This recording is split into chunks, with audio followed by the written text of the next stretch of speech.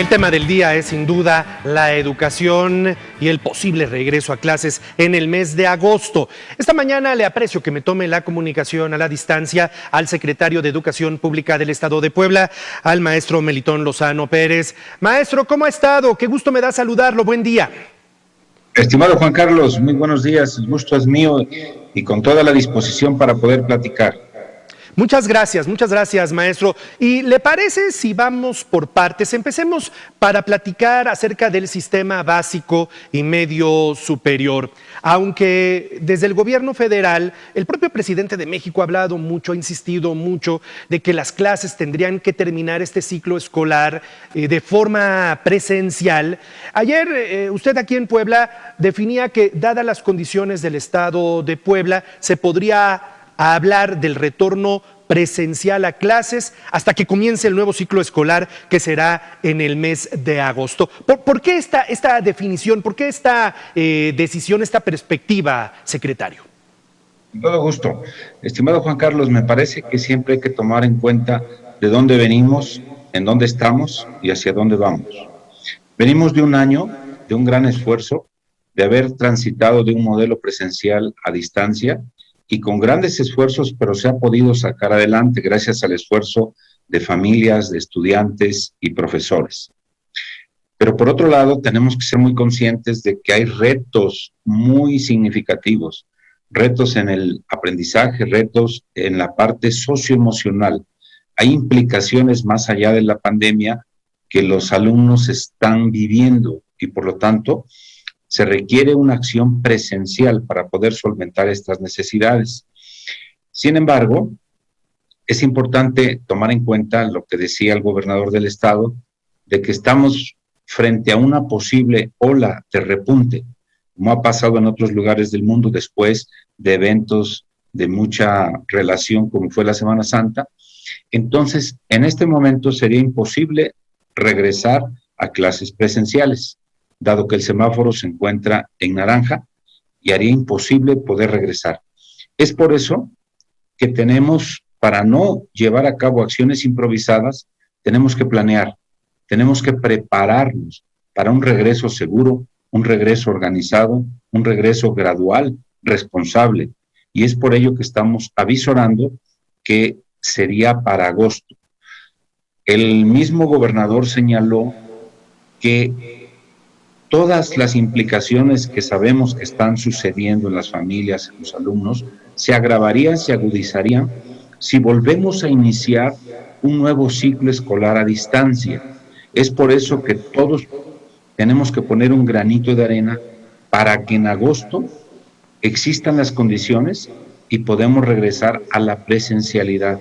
Esto es en educación básica, desde el nivel inicial hasta educación media superior. Tenemos noticias de que la vacuna para los profesores, profesoras y más bien trabajadores de la educación empezaría después del 15. El día de hoy, Puebla entrega los listados de todas las maestras y los maestros de escuelas públicas, escuelas privadas, y estamos listos para la vacunación. Creo que ese es un paso muy importante. Entonces yo, en relación a educación básica, lo sintetizaría en tres cosas. Las condiciones es que estemos vacunados, que estemos en verde y que sea en consenso entre padres de familia, estudiantes y maestros. Hay muchas preguntas y espero que al momento en que se las vaya yo planteando no lo abrume con ellas, secretario, pero a ver, porque son preguntas que tiene nuestra audiencia. Voy con el tema de la vacunación. Ustedes como autoridad educativa, ¿qué saben acerca de ella? ¿Esta vacunación será solo para personal educativo, profesores y personal educativo del sector público o también incluirá al sector privado? ¿Y será solo para básico y medio superior o también para universitario público y privado? Sería para todos. Exactamente para todos los niveles educativos, desde educación inicial hasta superior, y para todos los trabajadores de la educación, es decir, todas aquellas personas que forman parte de una escuela, el intendente, es decir, el que hace el aseo, la secretaria, los prefectos, trabajadores sociales, profesores, profesoras, directivos, es decir, todos. Y lo vuelvo a reiterar, de escuelas públicas y de escuelas privadas. Eso lo hemos enfatizado mucho. Además, el gobierno federal está en esa tesitura de que tienen que ser todos, porque la educación, recordemos que el sistema educativo está formado por todas las instituciones, tanto públicas como privadas. Entonces, que tengan la certeza de que todos serán vacunados.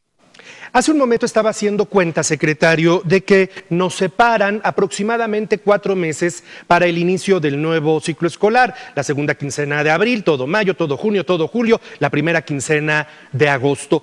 ¿Qué es lo que estará sucediendo en la educación básica y media superior para que sí pueda darse ese retorno presencial a las clases? ¿Qué pasos son los que tendrían que estar sucediendo?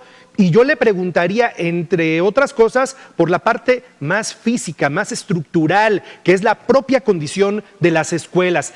¿Cómo se van a estar preparando para ello? Mira, ya nos estamos preparando. Te quiero decir que desde el año anterior existen los comités participativos de salud e higiene, integrado por padres de familia. Estos comités participativos de salud e higiene están siendo reactivados. Por ello es que requerimos la participación decidida, voluntaria, colaborativa, para que las escuelas estén en condiciones de recibirla. Cada escuela tendrá una evaluación muy específica. Necesitan tener agua, necesitan estar en condiciones sin maleza, sin basura, porque no podemos dejar de reconocer que muchas estuvieron descuidadas y abandonadas. Por eso ahorita estamos reactivando. Las escuelas que estén en esas condiciones de recibir a los alumnos son las que iniciarán. Por otro lado, no podemos olvidar que la parte de recursos materiales, de infraestructura, es una parte importante, sí, pero no la más importante. La más importante es estar mirando el aprendizaje de las alumnas y los alumnos. Es lo que más nos interesa. Un alumno que en este momento no se le atiende adecuadamente, se puede estar poniendo en juego su futuro educativo, pero no solo su futuro educativo, sino su futuro humano. La educación como un derecho humano es algo fundamental para el desarrollo integral de un ser humano. Entonces, en este sentido, tenemos que ver cómo cerramos el ciclo escolar. Estamos transitando hacia la tercera evaluación y los alumnos que traen ciertas deficiencias en el aprendizaje, alumnos que están en comunicación intermitente o en una comunicación nula, se tienen que atender de forma personalizada. La evaluación todavía puede sufrir modificaciones en este último periodo. Así están establecidas las reglas porque la condición que estamos viviendo es demasiado compleja. Entonces, punto número 1, mirar cómo cerramos. Punto número 2, tenemos que prepararnos para atender a la diversidad. Vamos a encontrar diríamos, distintos modos de recibir a los alumnos, a las escuelas, a las regiones. Debe haber una atención personalizada y lo primero que se tiene que hacer es diagnosticar adecuadamente en qué condiciones de aprendizaje vienen, qué se logró, qué no se logró, y luego generar procesos de compensación, porque los alumnos en este tránsito van a sufrir una nueva adaptación. Por lo tanto, tiene que haber instrumentos de evaluación muy precisos, dinámicas muy certeras de atención socioemocional. Los alumnos vienen de estar aislados y requieren una nueva interacción, una nueva identificación con sus compañeros, con sus profesores. Por eso no es tan sencillo regresar de la noche a la mañana. Y por ello estamos planteando varias etapas de aquí a agosto. 4 meses creo que nos serían suficientes para ello. Otra de las cosas que estaríamos favoreciendo es faenas en las instituciones educativas. Con estas condiciones, creo que estaríamos en posibilidades de establecer un consenso.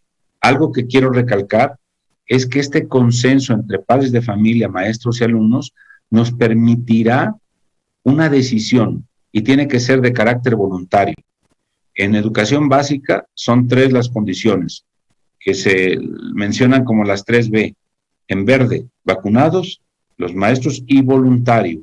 Entonces, un padre de familia va a poder decidir si quiere que su hijo continúe en su casa llevando a cabo el proceso educativo o si quiere que regrese a las aulas con todas las condiciones. Yo sé que es muy cuestionable, pero también es importante considerar que las escuelas son medios donde tienes una población que es posible generar previsiones, generar medidas de precaución mucho más controladas. De pronto vemos a los niños en supermercados, a los niños en vacaciones, los vemos en las playas, los vemos en las canchas sin ninguna medida de seguridad, y en las escuelas son ambientes controlados. Por eso es que consideramos que ya no podemos dejar de atender estas necesidades, estas repercusiones negativas que ha tenido la pandemia en lo socioemocional y en el aprendizaje, y que en agosto sería un buen momento para iniciar. Correcto.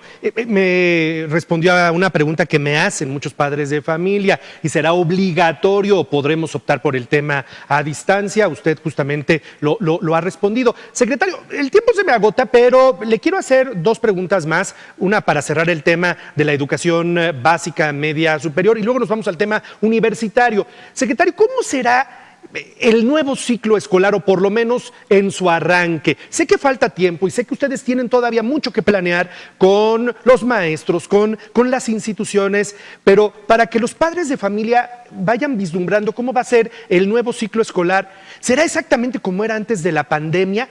¿O cómo va a ser ese arranque del ciclo escolar? Se habla mucho de conceptos híbridos, escalonados.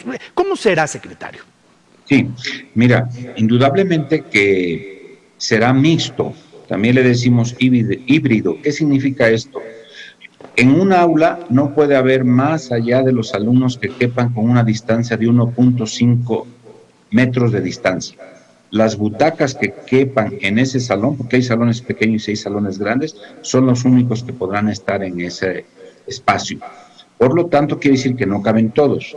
Entonces, la mecánica será que la mitad del grupo, por ejemplo, asiste lunes y miércoles, mientras la otra mitad se queda en su casa, pero ya bajo la tutela del profesor, orientándole acciones pedagógicas muy específicas.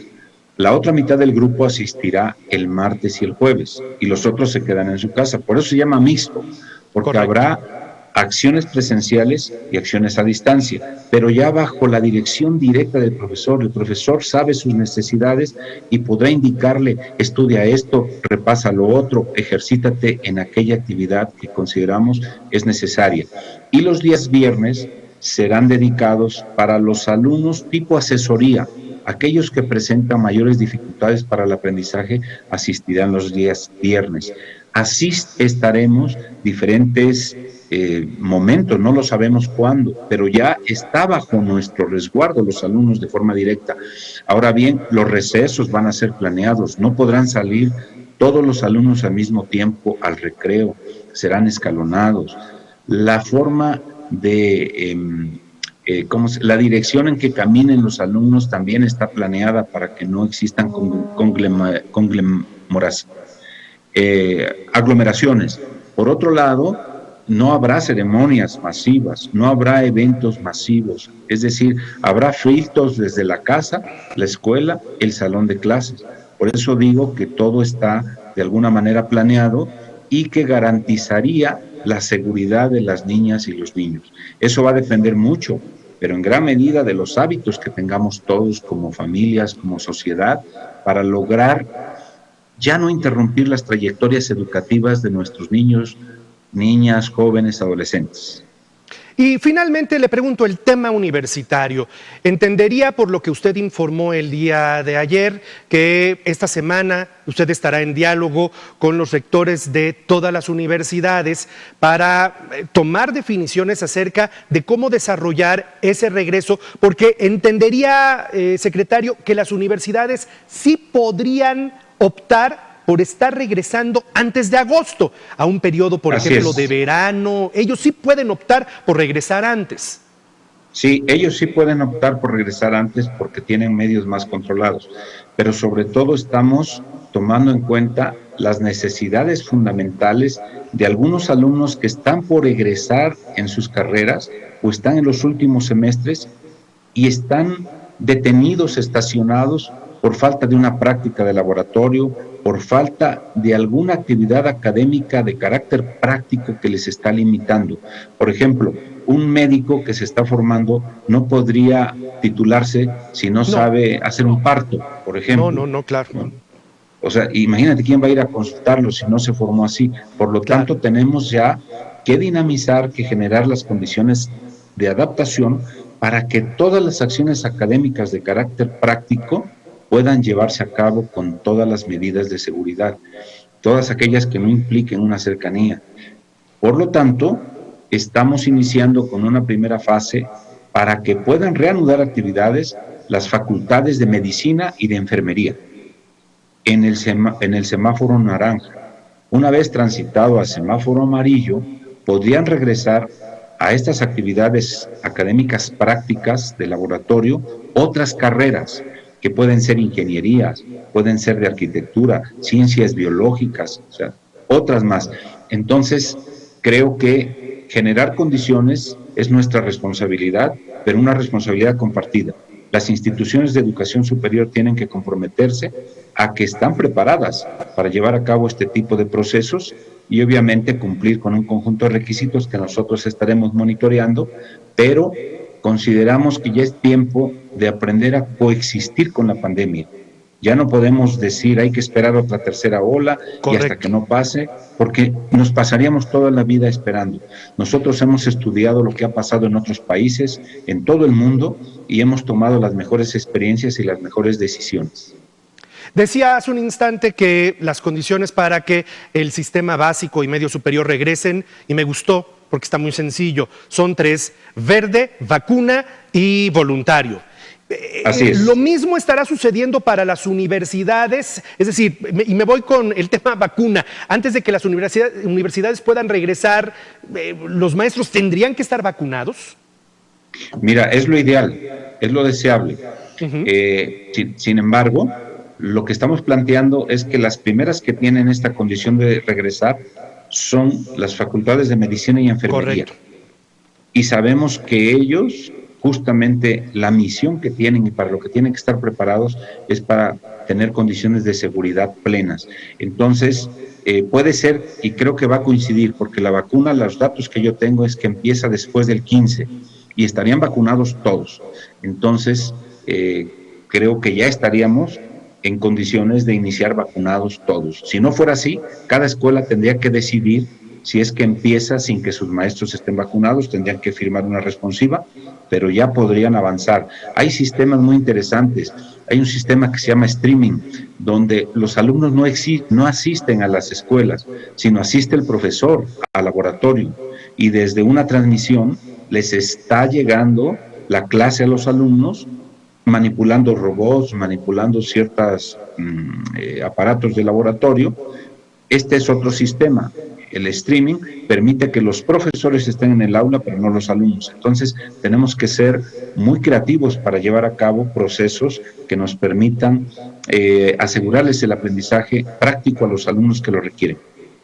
Secretario de Educación, Melitón Lozano Pérez, le aprecio mucho estos minutos, nos aclara muchos temas y bueno, pues a esperar qué es lo que pasa después del día 15. Hasta ayer, entiendo que hasta esta mañana no hay una información precisa sobre vacunación a maestras y a maestros, pero pues ello tendría que estar fluyendo en cuestión de días con esa información precisa. Muchas gracias, secretario. Para servirte, estimado Juan Carlos, seguimos en la comunicación. Seguimos en la comunicación, 6:48, pausa.